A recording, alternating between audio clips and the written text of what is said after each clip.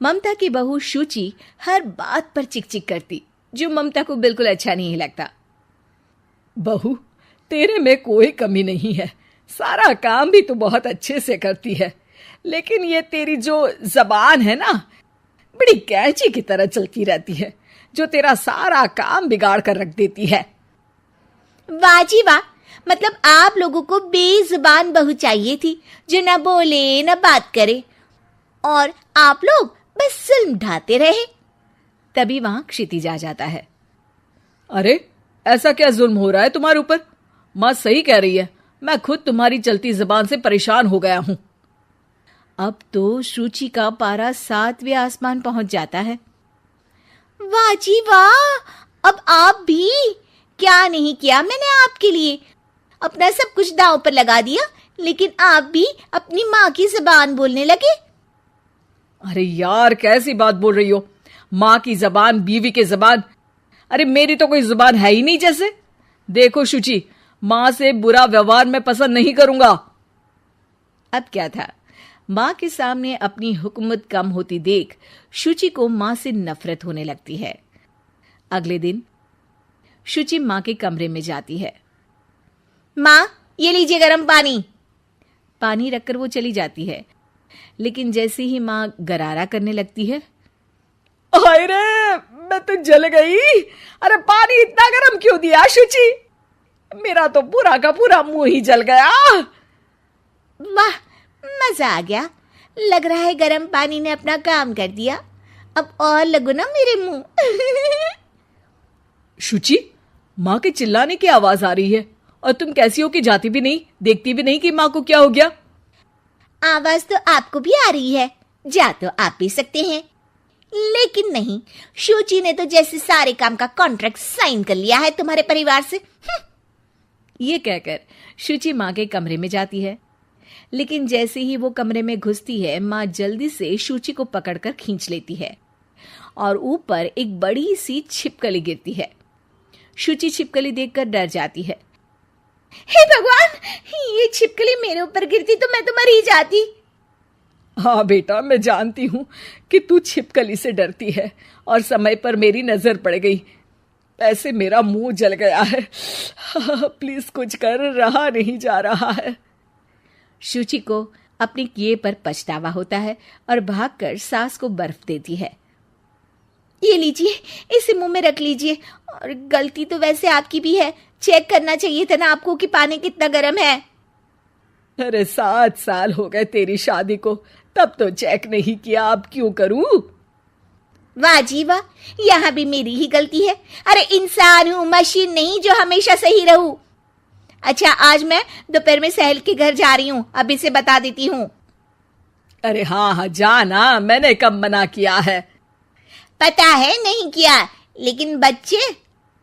हाँ हाँ, जैसे तू हमेशा बच्चों को साथ लेकर जाती है, मैं देख लूंगी ना। शुचि तैयार होकर सहेली के घर जाती है।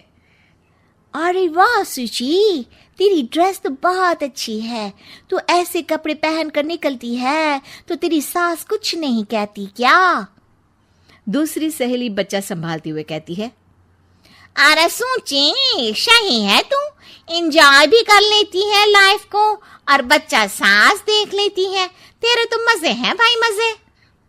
अरे मजे कैसे, जब वो बोलती है ना तो बड़ा ही कड़वा बोलती है। रहने दे, अच्छा चल मैं जा रही हूँ, डिनर भी तो बनाना है ना। शुचि ये बोलकर वहां से चली जाती है। घर आकर देखती है कि माँ बच्चों के साथ खेल रही है।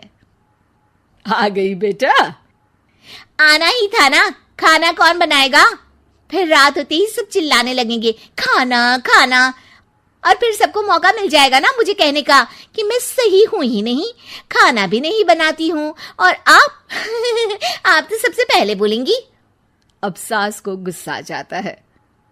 एक तो सारा दिन तेरे बच्चों को देख रही थी, घर पर किसी ना किसी का आना जाना लगा रहता है, बच्चे घर गंदा करते हैं उसे देखती हूँ, हद है। अब क्या खाने की जिम्मेदारी भी मैं ही ले लूं तो करेगी तू क्या? शुचि को ये सुनकर कुछ ज्यादा ही गुस्सा आ जाता है। बस माँ जी बस, अरे ये तो गुलामों वाली जिंदगी हो गई, कोई फ्रीडम रहा ही नहीं। ऐसा लगता है कि बंद कर रह गई हूँ, घर तो किसी कैद खाने सा हो गया है। मन ही नहीं करता यहाँ रहने का।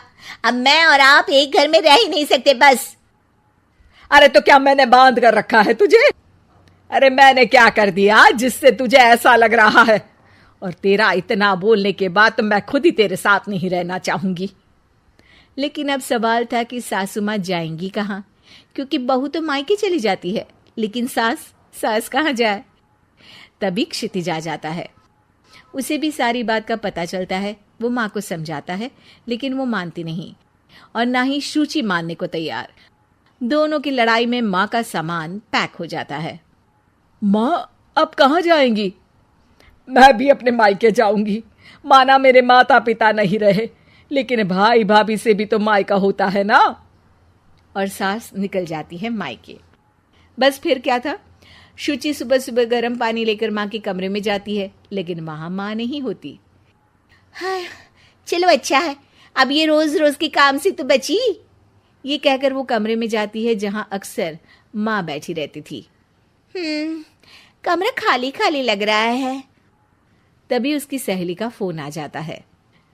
अरे सुची, बहुत अच्छी सेल लगी है। कौड़ियों के दाम में ब्रांडेड कपड़े, जूते और बैग मिल रहे हैं। चलो ना चलते हैं। वाह रे वाह, ठीक है मैं आती हूँ। अब तो कोई टेंशन है ही नहीं, सासू माँ भी नहीं है, अब तो मजे से घूमूंगी। अरे मजे से तो तू पहले भी घूमती थी, लेकिन सास नहीं है तो बच्चे कौन देखेगा? और तुझे तो पता है ना, मॉल्स में बच्चों की एंट्री बैन है कोरोना के कारण।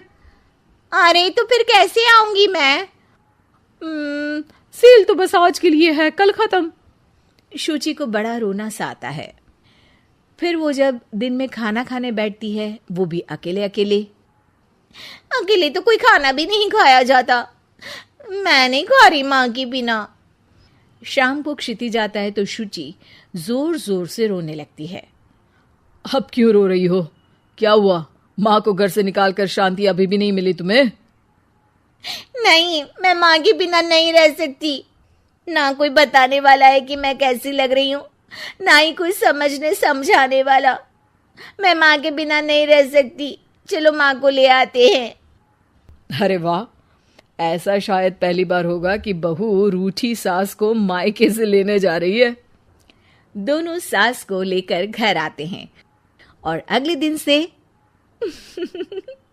फिर वही शुरू।